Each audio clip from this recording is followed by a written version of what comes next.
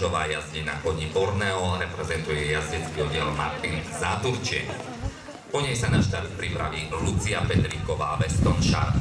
Počkáme si na povolenie štartu pre prvú štartujúcu a odštartujeme súťaž číslo 2. Štart má povolenie Michaela Balažová, pripraví sa Lucia Petríková.